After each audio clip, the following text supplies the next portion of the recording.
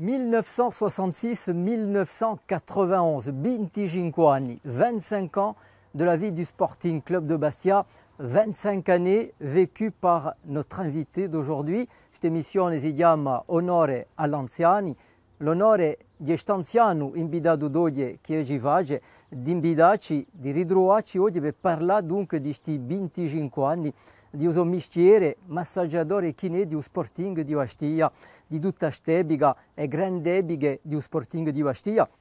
Da la prima annata del professionnalisme, la première montée en première division en 68, la finale de la Coupe en 72, la fantastique épopée européenne 77-78, la troisième place du championnat de France avec la meilleure attaque en 77, la Coupe de France 81, di tutto questo di uguale parlemmo oggi, in cui dunque un nostro invitato speciale, un massaggiatore chinè di un Sporting Dede Fradigesi.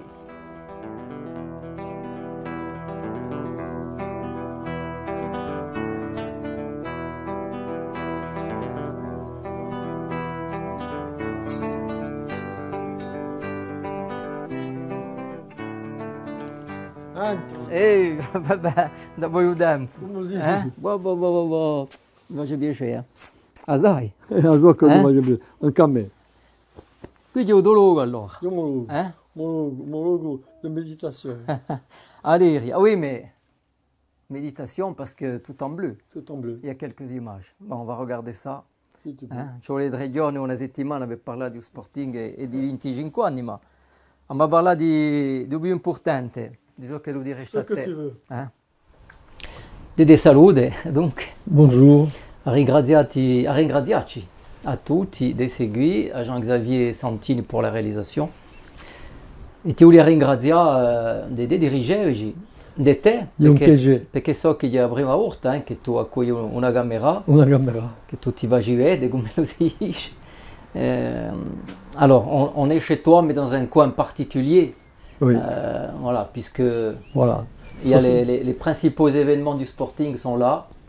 Les finales de coupe, 72-81, finale de Coupe d'Europe. On parla di tutto questo perché 25 anni a Digia è tutta una vita e ci faccio l'onore di parlarcene di tutti questi anni qui. Mais moi j'aimerais bien, comme toutes les histoires, connaître le début. Comme dans une relation amoureuse, Ouais. quand ça commence, on est jeune, on est hésitant et on ne sait pas en fait ce qui va se passer. Donc on est dans les années 60, Oui. 64, 65. 64. Et comment le Sporting se présente à toi? Alors, en 64, j'ai eu la chance de m'occuper de l'équipe de Gambardé, là, au Vélodrome, qui jouait contre Aix-en-Provence. Et la chance et la guigne d'avoir à déplorer 2-3 blessés. Voilà. C'est comme ça que j'ai commencé à tâter.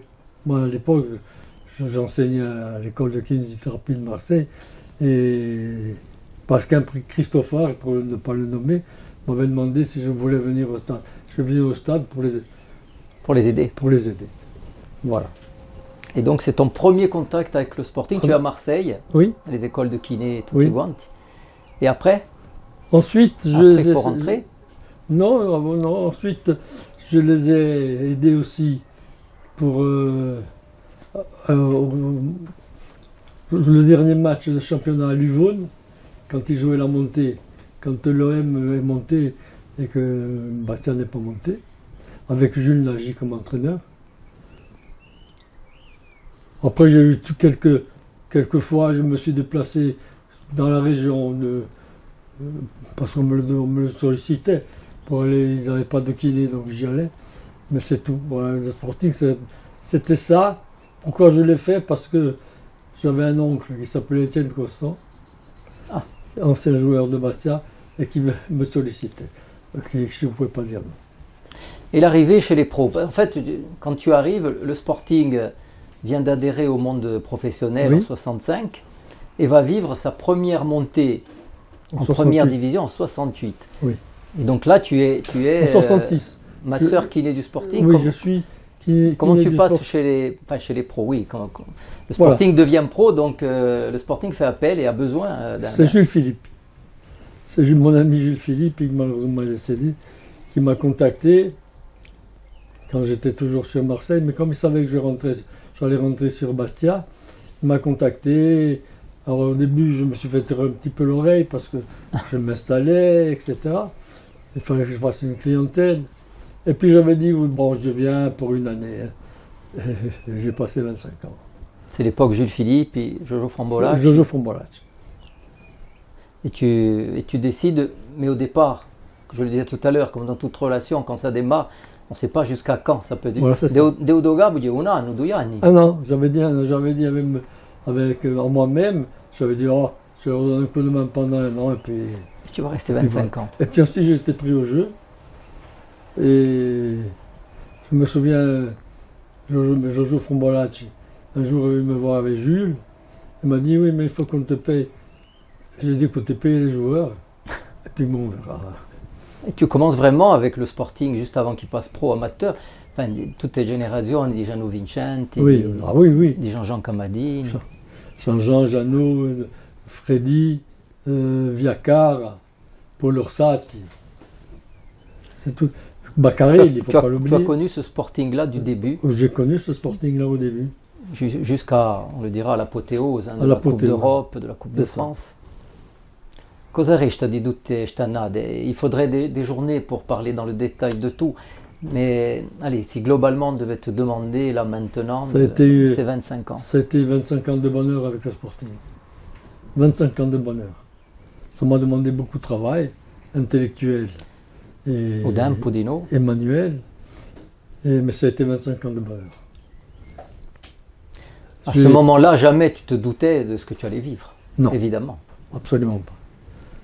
Quand nous sommes montés quand le Sporting est monté en 78.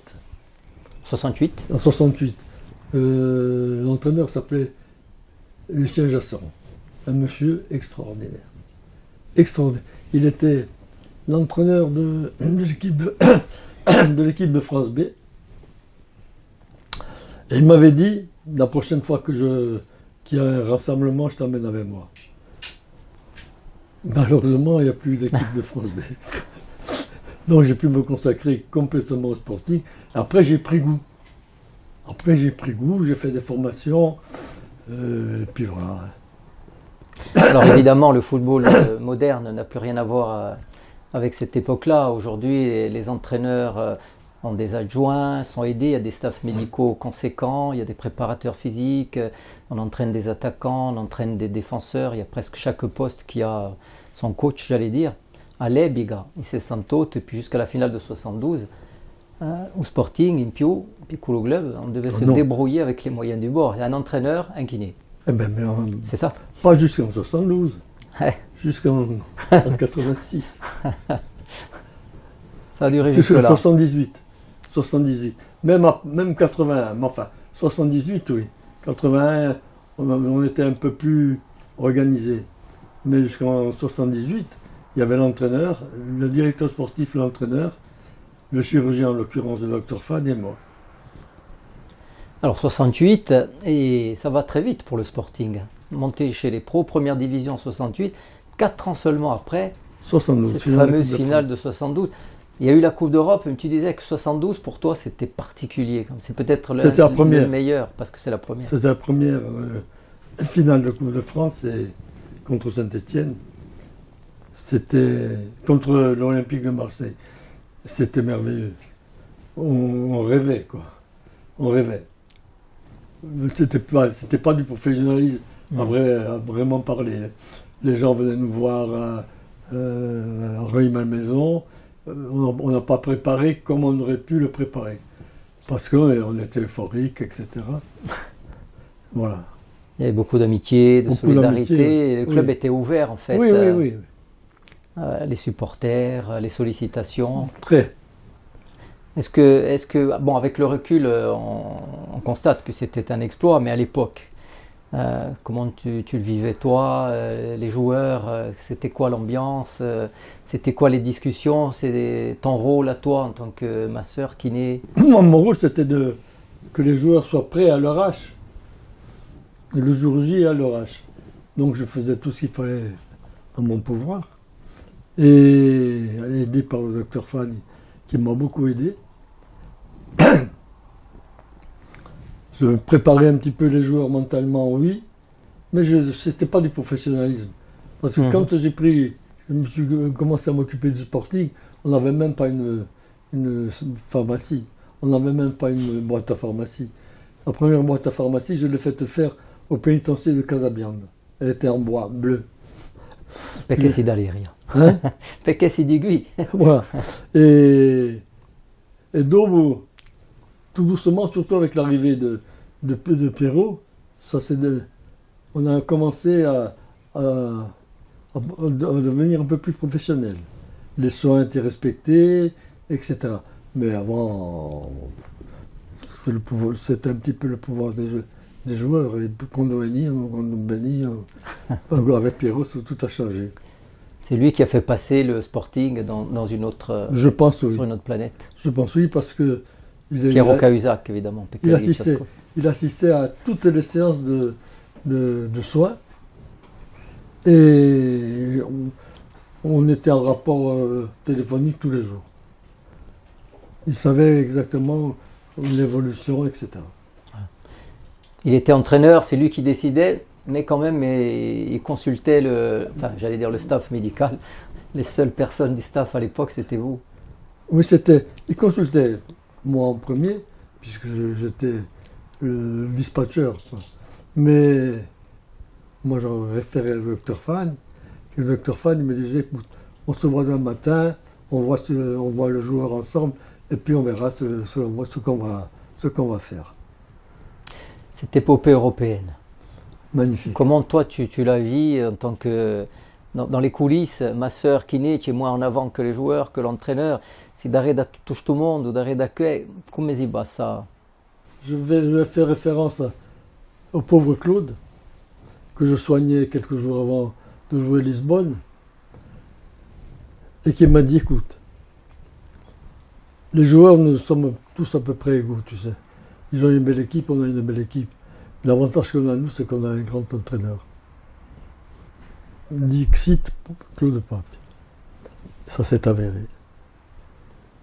Il y est évidemment pour beaucoup dans ce qui s'est passé à cette époque. Ah oui, au-delà des joueurs et des grands noms qui sont là, des Fanfan Félix, des Johnny Rep, des Claude Pape. Piero Cahuzac, c'était l'âme et le patron. On est amica Gorso.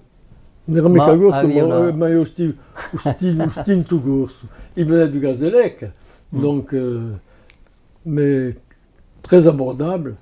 On pouvait parler de tout et de rien. Très abordable. Moi, je ne parlais jamais de tactique, ni de technique, n'importe quoi. Mais il me demandait beaucoup de choses, point de vue diététique, point de vue préparation physique. C'est un monsieur qui était parfait. Alors, c'est difficile de faire des comparaisons avec le football d'aujourd'hui, mais j'ai dit tout à l'heure, aujourd'hui, les staffs de préparation physique, les staffs médicaux, les staffs techniques sont très étoffés. À l'Ebiga, Piero Cahuzac, en plus d'être un entraîneur au sens propre du terme, il faisait tout. Il est obligé. Il faisait tout. Il faisait la préparation du gardien, il faisait la préparation physique. Les joueurs se souviennent certainement de Furiani. Diego Lade, di Furiani, Kerki. Messumeri. Et voilà. C'était lui qui officiait sur tout. Il était coach adjoint, préparateur des attaquants, des gardiens. Tout. Et bon, il y aura d'auteur. Est-ce que justement, cette épopée, on ne va pas reprendre tous les matchs, tout le monde connaît l'histoire et tout ce qui s'est passé.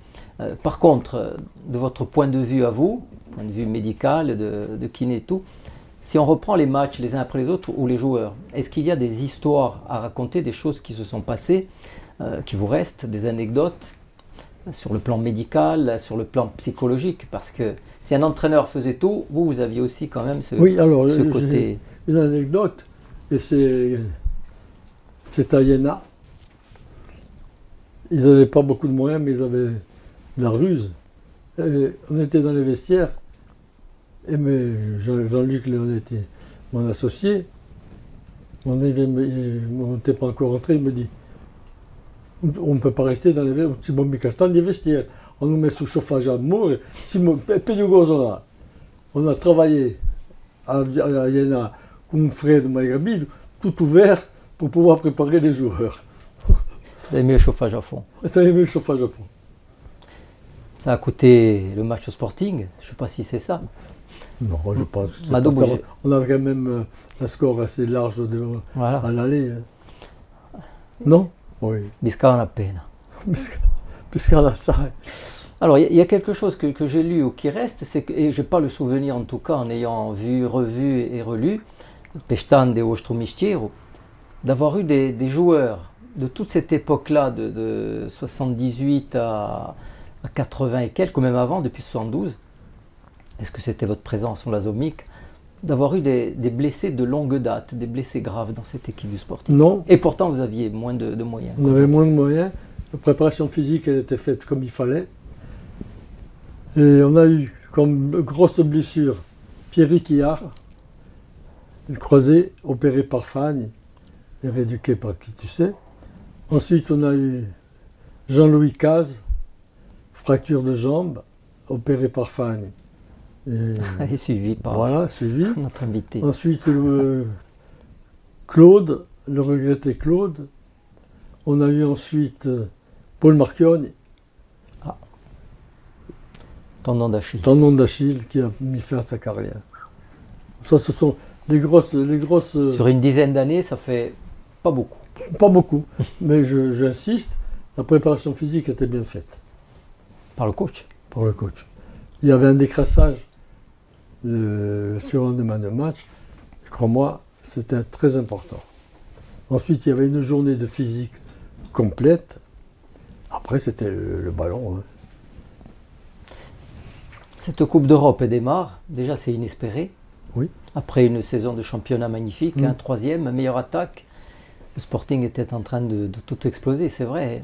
Mais est-ce qu'on pouvait prévoir ça à l'époque? Je ne sais pas comment vous en parliez, comment vous ressentiez les choses. Personne ne prévoyait ça. Le Sporting, même le président Natal ne l'a pas prévu. Quand ils ont discuté, ça c'est Fonfon Félix qui nous le racontait, et puis Paul m'en avait parlé. Quand ils ont discuté du montant des primes, Paul avait dit, avant Lisbonne, avait dit oui, ce que tu veux, ce que tu veux. Et les primes étaient élevées. Et Paul avait dit ça à Pius. On verra Michael Chadova. Ah, vu l'histoire, oui. Et Boy, dans votre rôle particulier, oui. Qu'est-ce qui reste à Lisbonne, à Newcastle, Torino? On a entendu beaucoup de joueurs en parler, on a entendu des gens autour. Ma boy, Dédé Fradigili. Dédé Fradigili. Dédé Fradigili, il était très pris par le travail et il se demandait ce qu'il faisait là parce que c'était un rêve de petite équipe. L'enfant d'Aller et l'étudiant de Marseille se retrouve 10 ans après en Coupe d'Europe. Voilà, c'est ça. Qu'est-ce qui reste? Est-ce qu'il y a quelque chose de particulier, un pays, un match, cette traversée de l'Europe? La misère à Iéna, c'était la misère, attention. Quand nous sommes arrivés à Iéna, on a été assaillis par les gens qui demandaient la cigarette, etc. Ensuite, tiens, ça aussi, il y avait Walter, le regretté Walter Kulovic, qui était venu avec nous. Du restaurant chez Walter. Oui, non mais il était venu avec nous comme cuisinier. D'accord. Il supervisait un petit peu. Et le soir, moi je suis rentré à la cuisine avec lui, on avait dit ça, ça et ça. Le soir, le lendemain, il n'y avait plus d'orange, il n'y avait plus rien du tout. Il n'y avait plus rien du tout. Et le repas d'avant de la veille de match, Pierre Cahuzac, à un moment donné, il a dit bon, alors pour les viandes, rouges, saignantes, etc. Rouge, ça. Il a dit bon, c'est tout du braisé.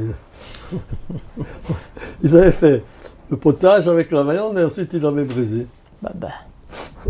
Ça ne nous a pas empêché de faire ce qu'on a fait. Mais le tournant, parce que je veux revenir là-dessus, le tournant de la grosse saison du Sporting, on avait passé à l'époque, entre autres, on avait passé à l'époque 4 jours chez Adidas, au Landersheim. On était monté jouer contre le Racing de Strasbourg. Moi, j'avais rejoint les joueurs là-haut, parce qu'ils revenaient d'un match à l'extérieur, et on jouait Strasbourg. Et on a passé, à cause de la neige, on a passé le lundi, mardi, mercredi, jeudi et vendredi. 5 jours dans la neige, 5 jours de préparation. Les joueurs, ça a été un profit terrible. Pour la suite de la saison, ça a été un profit terrible. Ils se sont regonflés. C'était à quelle époque ça? 78. Pendant la Coupe d'Europe. Pendant la Coupe d'Europe. Au Landersheim. Donc c'était un stage pas prévu. Pas prévu. De Qui a réoxygénation. été bénéfice. Ouais. Qui est bénéfice complet. Bénéfice complet. Avant le tout début de compétition. Ou pendant? Non, c'était après le match, avant le match aller contre Jena. D'accord. Bah déjà vous étiez dans les conditions pour aller en Allemagne. Oui. Donc, avant le match aller contre Jena. Jena, on le joue à Bastia. Hein. Oui. Voilà. Au Brime. Et c'était le match aller avant Bastia, avant Jena. Et je crois que ça avait premièrement, il y avait une cohésion complète entre les joueurs qui étaient en vase clos pendant 5 jours. Entraînement matin et soir. Hein. Soin, évidemment, parce que j'étais là matin et soir. Et ça fait que je pense qu'ils étaient bien. Il y avait déjà quelques exploits qui étaient passés avant d'aller à Jena. Oui, d'accord, oui. Mais... Alors on a parlé de ces... L'épopée entière est magnifique, et puis il y a des monuments. Il y a le 7-1 contre Jena, il y a le match de Torino à Turin, il y a la demi-finale contre Zurich, où il faut ce fameux but, et il arrivera sur la fin avec Claude Papi. Per poi un momento più bello di tutta questo periodo qui, questa epica qui, di tutti questi match d'Europa. Tu sais, c'est difficile d'en sortir. Ouais. C'est difficile parce que... Ah, mais on les prend tous, hein, c'est pas le problème. C'est difficile. Ensuite, évidemment, la délivrance, c'est la demi-finale contre Zurich.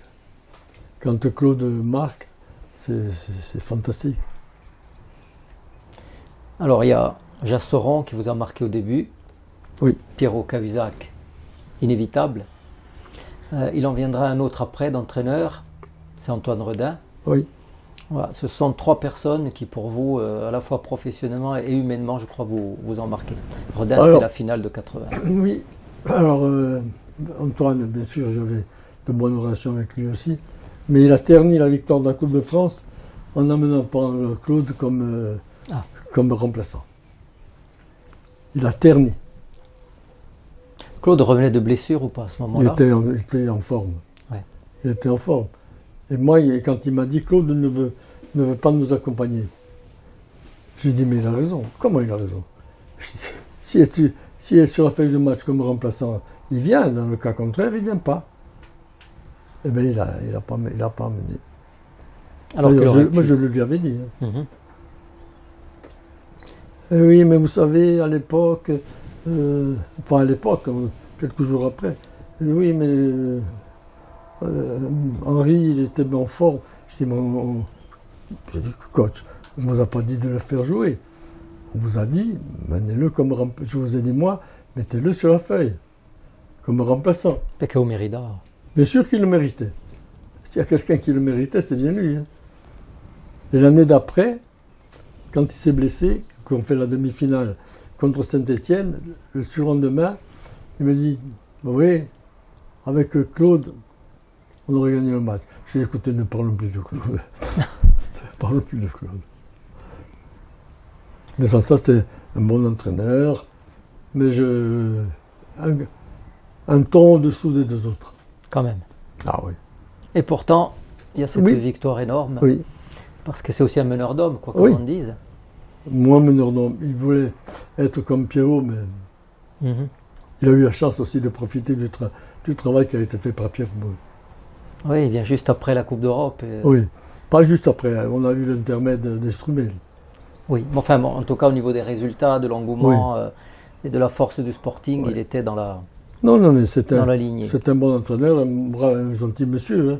Moi, j'avais de très bonnes relations. Mais il a terni un petit peu son image en me prenant Claude. On vous sent un peu touché, c'est-à-dire que cette finale et cette victoire de Coupe de France, vous l'avez moins bien vécu ou... Ah, je l'ai Quand même. moins bien vécu que la finale de 72 parce que le principal acteur aurait dû être là. Je ne dis pas sur le terrain, mais au moins... Il aurait dû participer, être de là. Bien sûr, il aurait dû Les être là déplacements. sur le banc de touche. Pour moi, ça a terni son image. L'image d'Antoine, avec qui je vous le dis très bien.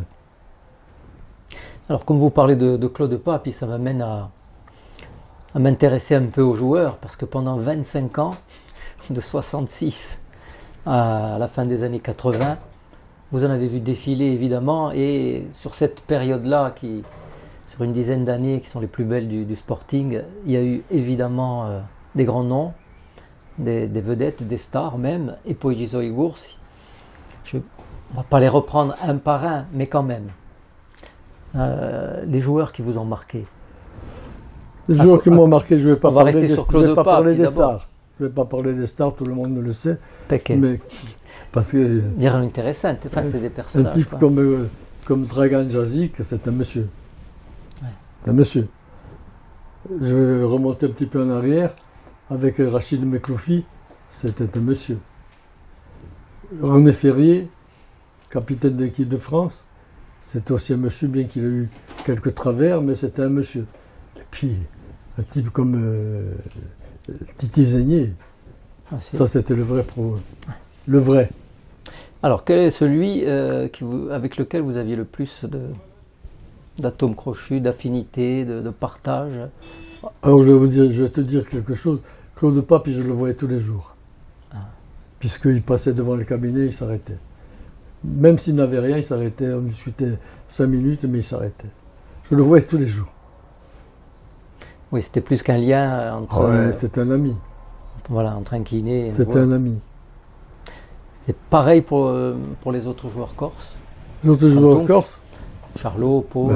ça, ce sont des amis au même titre que Claude, hein, que le pauvre Claude.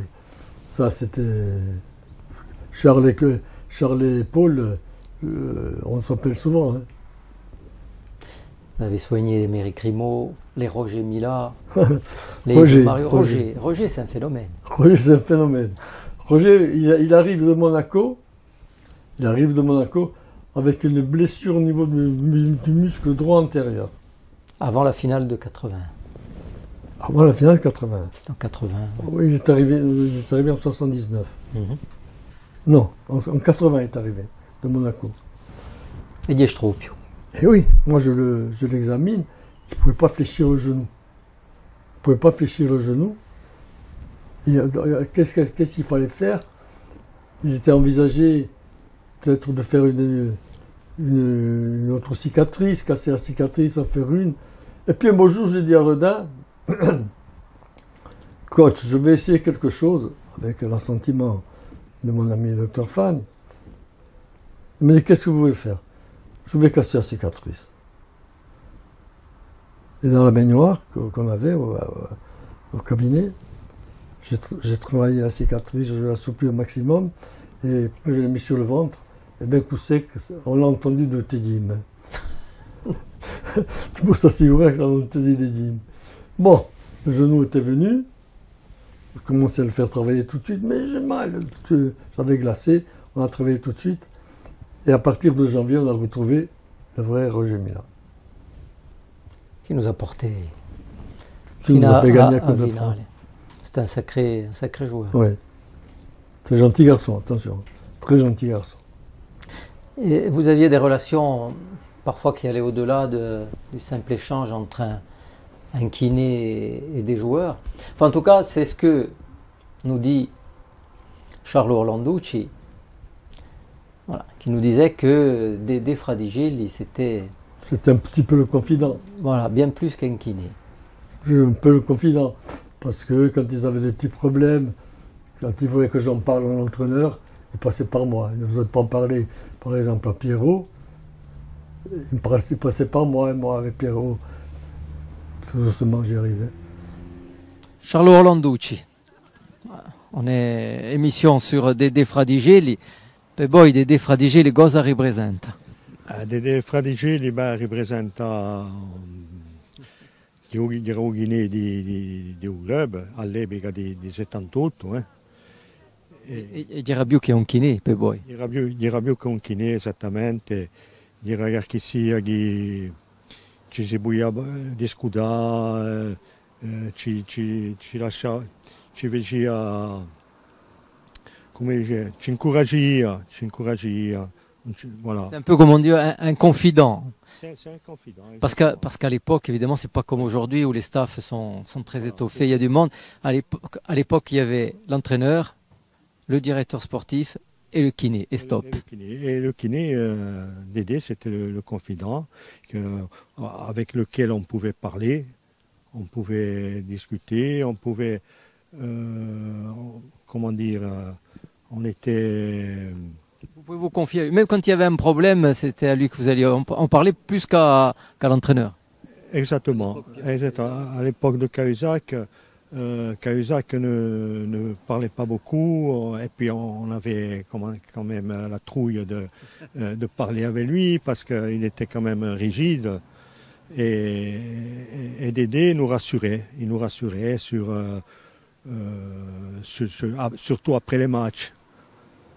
Après les matchs, il nous rassurait parce qu'on avait besoin, comment on avait joué, comment est-ce qu'on a été bon, qu'est-ce qu'il faut faire. C'est à Dédé qu'on s'adressait.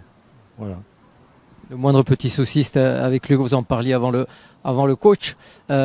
Sinon, come era Dédé Ndavida, parce que je sais qu'aujourd'hui il est devenu un ami. À l'époque, vous faisiez connaissance un peu avec lui, mais dire un magagnone, dire duro. Oui, dire un magagnone quantunque. Lampava sempre una zingara per stuzzicare. E avete l'occasione di rivederlo a Dédé o poco? Dédé non l'ha più visto, farà dei 4 anni che non lo vedo più, so che gli è faticato, ma l'ha avuto una volta per Natale, qua, voilà, e poi non gli piace mica parlare assai Dédé, voilà. Il avait un surnom à l'époque ou pas? Parce que j'ai entendu parler des doigts de fée, le mago. Il mago, sì, il mago vuole il mago in spagnolo, le magicien, voilà, le magicien. E dunque, le magicien perché sognava come lo giuria, perché sa che... Est-ce qu'il vous a soigné, vous? Voi non erate mai verido? No, a me mi ha sognato parecchie volte, come lo giule. Io andavo sempre in massaggio e gli mandavo di massarmi di una maniera, perché ci sono chi erano massati mica strinto e a me mi piaceva i massaggi forti. Voilà, e era della critica, era un uomo importante perché In der riescita di un Sporting di Lebrega è stato un uomo importante. È stato un uomo importante perché ha aiutato i giocatori non sia che a parlare, mica solamente a fare i massaggi, ma a parlare, di avere discussione. Perché qui, perché qua là, perché ci pusiamo su una questione, se eravamo stati buoni, era solo Mugusti che ci tenia e parlava dopo corpo, discuteva con Cahuzac e voilà, Cahuzac sapeva tutto di suoi giocatori, voilà. Les staffs techniques étant moins consistant évidemment qu'aujourd'hui. Le seul, si on avait un souci avec le coach, il y avait que le kiné au milieu qui pouvait faire le lien. Il y avait aussi le directeur sportif, attention. Oui, Jules a arrangé beaucoup de choses.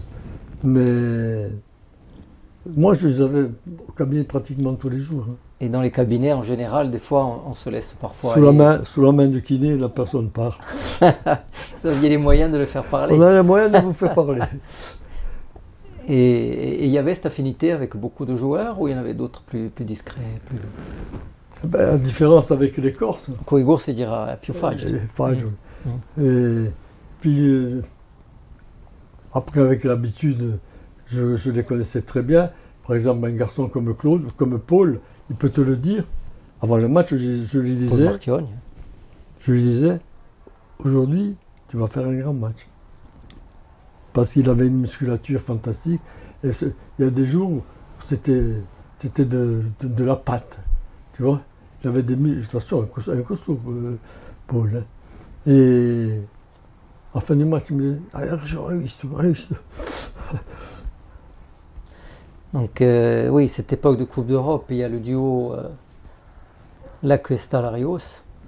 Ça a été bien de très bons rapports avec Félix, d'ailleurs, même maintenant, dès qu'il peut, s'il peut, il m'envoie le bonjour. Hein. Mais de très bons rapports. C'est des garçons qui acceptaient. Ils acceptaient d'être dans un petit club par rapport à Saint-Étienne, mais ils disaient, nous sommes aussi bien ici qu'à Saint-Étienne. Est-ce que vous avez entendu des joueurs se plaindre parfois des conditions du jeu? Non. Ils se plaignaient. Gli c'erano i risultati all'epoca. Non, puis c'était difficile ils se plaignaient après 78, quand il y a eu une série de chamboulements, quoi. Après 80, pas 78. Quand il y a eu une série de chamboulements, entre les étaient payés, ils étaient pas payés, mais tant qu'il y a eu un certain professionnalisme, tout était rubis sur l'ongle. Parce que la préparation des joueurs, elle se faisait où? Dans votre cabinet? Oui. Pour l'essentiel? Tout il n'y avait pas de terrain d'entraînement, à part le terrain en tuf autour du stade. Il n'y a pas d'installation. Moi, médicale. Je les voyais le lendemain de match pour les soins. Et je les voyais l'avant-veille du match pour pas grand-chose, mais Pierrot disait on les met sous tension. Donc ils venaient aux soins, ils étaient 12, 13, 14, peu importe. Ils venaient aux soins comme si on allait jouer le lendemain. Et Pierrot me disait tu leur fais ça, on va les mettre sous tension. 2 fois par semaine? 2 fois par semaine. C'est tout? Ah oui, mais je les voyais régulièrement. Chaque blessure, chaque bobo, ils savaient qu'à chaque signe annonciateur, ils m'appelaient, ils venaient, ils arrivaient au cabinet. Hein. Ce fameux cabinet, vous l'avez ouvert dans les années 70? Je me suis installé en 69 à Lupine. Et alors c'est un petit cabinet à Lupine, en face de la bien nommée Notre-Dame des Victoires. Vous ne saviez pas, à l'époque, on vous installe là, au départ, des victoires, il allait y en avoir. C'était au Rivoli. Au Rivoli. À Caen. Voilà. Et ensuite, comme on avait beaucoup de monde, j'avais transféré le cabinet à Notre-Dame des Victoires avec Jean-Luc, Léonette. Et là, on avait quand même un beau cabinet. On avait beaucoup de monde, on avait un cabinet qui était au top. On n'a pas surnommé le cabinet des victoires après? Non, non. Comme pas du tout. On avait tout. On avait tout. Sauna, baignoire de massage, tout ce qu'il fallait. Et surtout les mains. Oui. Parce qu'on se servait beaucoup de nos mains. Et les clients classiques, traditionnels, avaient la chance de pouvoir côtoyer les grands joueurs de l'époque. J'ai vu au lendemain de certains matchs la queue dans les escaliers. Tu connais le cabinet? Oui. Puisque tu y es venu. La queue dans les escaliers en attendant les joueurs. C'était l'endroit où l'on faisait signer, où on prenait des photos. Oui, c'est ça. C'est ça. Avec le recul, avec tout ça, che bon, di sta farigui ne parli poco, se on vient pas te chercher, on ti sentimo mica. Voilà. Ça a été des moments magiques pour toi, une expérience terrible. Je te l'ai dit en plus du métier. Ça a été 25 années de bonheur. Bonheur professionnel. 25 années de bonheur professionnel. Parce que les résultats sportifs étaient là, les résultats professionnels y étaient aussi. Donc, parce que je ne cache pas dans la soupe, ça m'a quand même fait connaître. Hein. Le sporting m'a fait connaître. Et comme disait un jour un journaliste qui s'appelait Didier Bobo, tu sais, si tu étais mauvais, on ne serait pas jaloux de toi. Mais comme tu es bon, on est jaloux de toi. Allora, già vedo una photo. Aspetta, tu vas me dire. Tu vas me l'authentifier, cette image. Ça, normalement, c'est ta valise de la finale de la Coupe d'Europe. Oui, Adidas. C'est vrai? Oui. Bon, mais sache qu'elle existe toujours. Elle y est toujours, ça me fait plaisir. Et qu'elle est dans les mains de l'intendant actuel du Sporting, Manu Vasta. Ben, ça me fait plaisir, surtout qu'il la garde. Hein? Voilà, donc elle est authentifiée, parce qu'il se posait quand même des questions. Voilà, on a authentifié. E poi, bon, è una gioca a voto, forse ce ne sono d'altre. Ah, on a une photo de toi, tu dois être... voilà, ta valise, elle est là, au pied de Jules Philippe. Tiens, je la montre aussi à la caméra. Ça, c'est à C'est Iéna. celle-là, c'est cette C'est à Iéna, valise-là. c'est à Iéna. C'est ça, c'est à Iéna. C'est à Iéna. Bon, donc elle est authentifiée, c'est bien, elle va prendre de la valeur. Oui, il va prendre la valeur. Par contre, tu as quelques photos à nous montrer, je crois. Je vais te montrer. La finale de Ah oui. 72. C'est avec ça que tout débute. Ça a démarré à ce moment-là. C'est les matchs avec les 18. Ça, c'est le président Lorenz qui me l'a donné. Ça. Finale de la Coupe de France. 72. Ça, c'est à Rueil-Malmaison.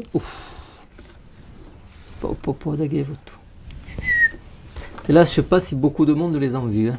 C'est la préparation de la finale, ça. Oui. En 72. Avec Calmette, Giordani, Lucchini, Franceschetti, Mosa, Cagnan, ci sono tutti. Ça, c'est Papi et Pantelic. en quart de finale contre Avignon. Nous étions au tort.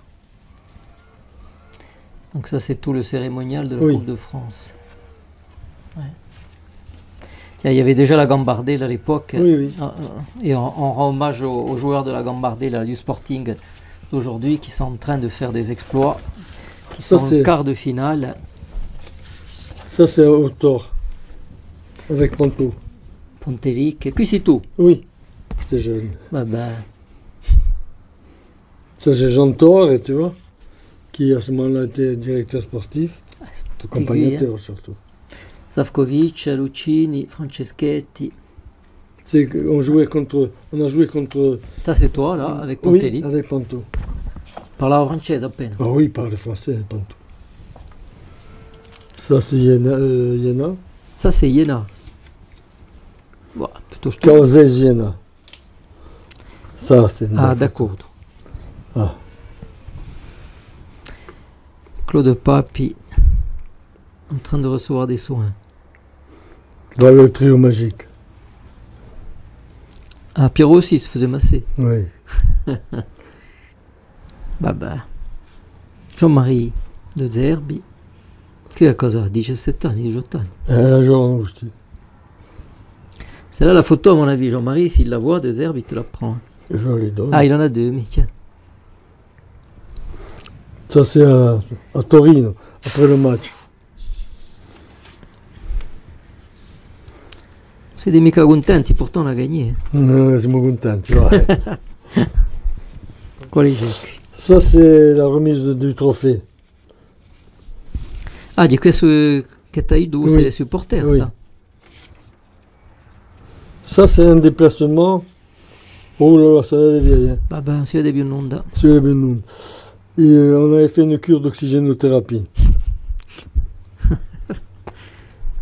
Ça, Allora, cosa resta qui? j'avais envoyé Jean-Claude chez Vanono, le grand Vanono.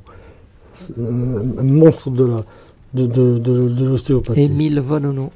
Un monstre de l'ostéopathie. Ah, ti chiamavano un mago. Eh Sapevi oui. che c'era il dottor Freud? Allora, quale sì? Mago. Un mago è meglio. Oui. Gli berretti chiamavano così, eh? C'est Mecloufi qui m'a mis ce nom, ce surnom. Il Torino, guarda. Eh, Sono italiani che hanno segnato qui, oui. Zuccarelli, mica Umere, la famosa equipe di Torino. Du pain sur la planche pour le master de SCB. Ça, c'était un match, au retour d'un match contre Nîmes, où on nous avait bousillé.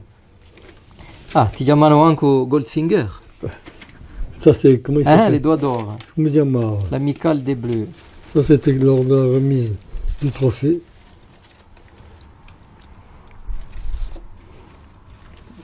Au terminus chez Jean Thor, Pierrot Cahuzac et Manon Chrétienne. Quindi d'idée, 3 entraîneurs ne suffiraient plus à faire le boulot d'un Cahuzac, C'est ça, perché faceva tutto. tout.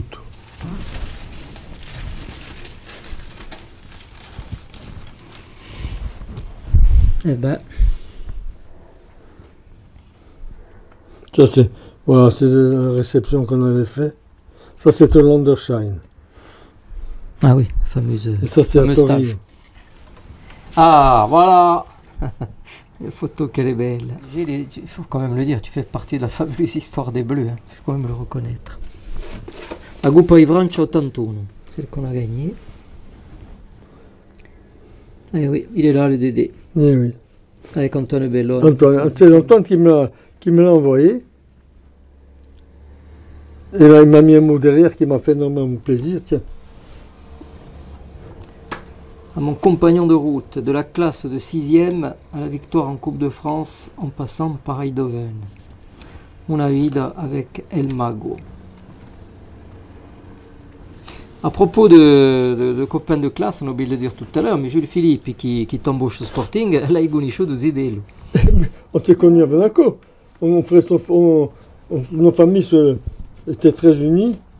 Parce que ma mère était de Monaco, comme la mère de Jules. Et vous avez été au lycée ensemble. On était au lycée ensemble. Jules, il s'occupait de tout au lycée. Il a quand même gardé quelques pièces de Oui. collection. J'en avais beaucoup, mon fratello. Disgraziato andate. Addio. E cosa diresti allora? Joël Henry. Il n'y avait pas les noms à l'époque, Non. c'est vrai. Ça, c'est la finale. Calberson.